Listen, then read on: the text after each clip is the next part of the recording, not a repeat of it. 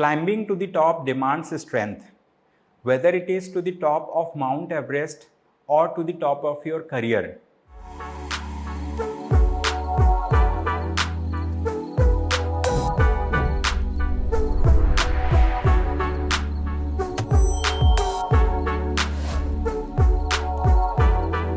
Hello everyone, welcome to UPSC Talks from Lukmaan IAS.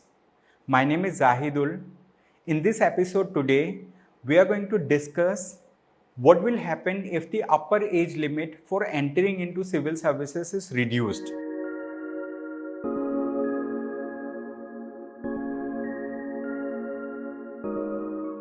So to understand this, we will first go through some of the recommendations of committees and commissions that have been created or formulated from time to time, and then we are going to look into some positive and negative aspects of reducing the upper age limit in the civil services examination. So before we go ahead and understand about the committees and commissions, let us quickly go through a quotation. It says, "A young civil servant brings with them a dynamism, fresh perspective, and the energy to drive change.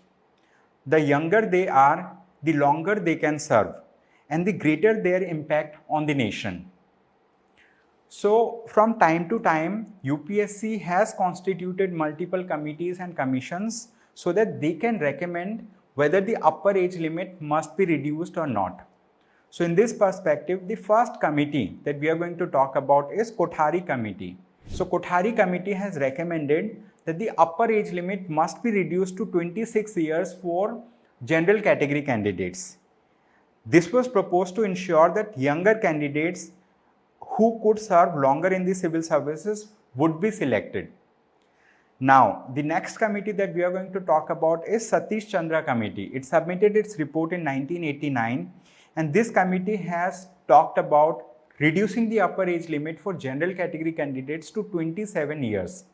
And this committee has also given a rationale, and this committee has said that younger civil servants would provide longer and more dynamic service to the nation.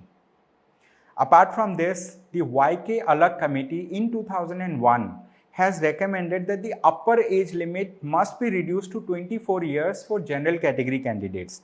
And this committee so far has recommended the lowest age limit for entering into the civil services, lowest upper age limit.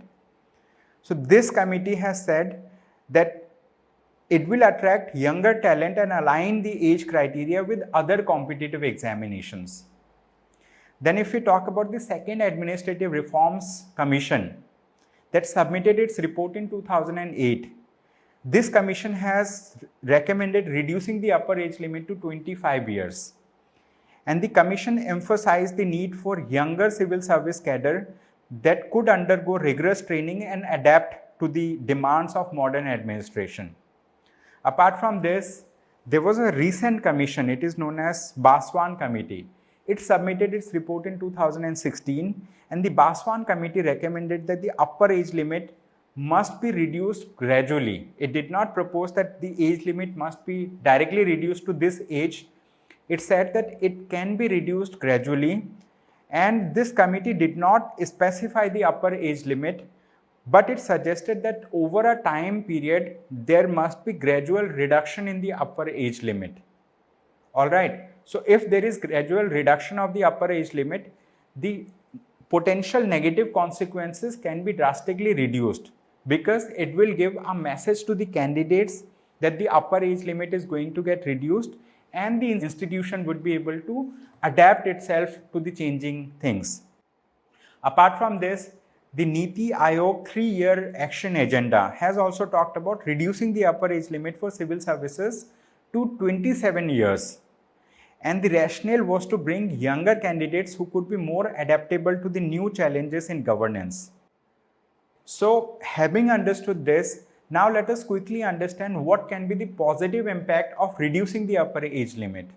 One of the positive impact is the bureaucracy will have a younger workforce. So people who are going to be inducted into the civil services, they will be of homogeneous age. They will form a part of younger workforce.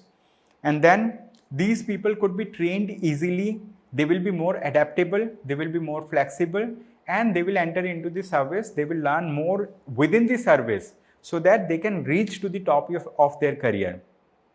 And as we discussed, that if you enter into the civil services at a younger age, by the time that you will turn 60, you will have served more number of years into the civil services. So those candidates who enter early will have a possibility of serving more and reaching to the top ladder, reaching to the top post within that service. Apart from this, if upper age limit is reduced, then early career planning will happen. I mean, like most of the people who are thinking of preparing for civil services now, many of them will start thinking about civil services when they are young. Okay, so early career planning will happen. Apart from this, there are many countries in the world that have a lower age limit for entering into civil services. So our policy, this policy will align with the global standards. Then if we talk about the negative impacts of reducing the upper age limit for entering into civil services, it can have many negative impacts. What can be the negative impact? So there will be limited opportunity for experienced candidates. So those people who do some technical courses initially, let's consider there is an engineer who has graduated from IITs and then he serves for few years, 1, 2 or 3 years into corporates. They gain a lot of experience into the corporates and then they start preparing for civil services presently. So as of now, experienced personals are also attracted into the civil services. Similarly, similar is the case for other, let's say, professional graduates. For example, a lawyer who has graduated in law, he might have done some practice in courts, right? He is also eligible to enter into the civil services. There can be doctors also. So as of now, in the civil services, there are people who are coming with experience, some experience in their own field. So it increases the diversity into the civil services. But if the upper age limit is reduced, so this diversity may be reduced, okay? And lesser experienced people will be attracted. Apart from this, if upper age limit is reduced, what will happen? There will be more pressure on the students. I mean, when they are going into college, simultaneously they will start preparing for civil services. So they have to be career oriented when they are into college itself, okay? And apart from this, like there is a risk of inequity. What do we mean by inequity? As of now, I mean, like if we talk about Indian society is heterogeneous society. So there are people from diverse socio-economic backgrounds. And these people come from diverse socio-economic backgrounds. And these people do not get, let's say, similar opportunities for completing their graduation and all. So many people who are coming from poor socio-economic background or let's say like, disadvantaged classes, so they graduate at a later age, at a later time as compared to people who are coming from very good-to-do family or well-to-do family, okay? So if upper age limit is reduced, so people who are coming from the socio-economically disadvantaged classes, so they will face difficulty to enter into civil services. So civil services is then going to represent less diversified cadre, less diversified people from different areas. So now the thing is like whether the upper age limit must be reduced or not, it is the point of concern for the Union Public Service Commission. They are the best place to look into these aspects. They need to think twice. They need to think, I mean, like, all possible consequences, whether positive or negative, before they implement any of the recommendation.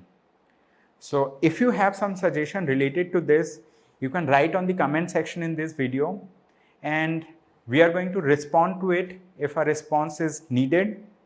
And that will be all from my side for the day. Thank you so much everyone for watching this session. I hope you have a good day ahead. Thank you.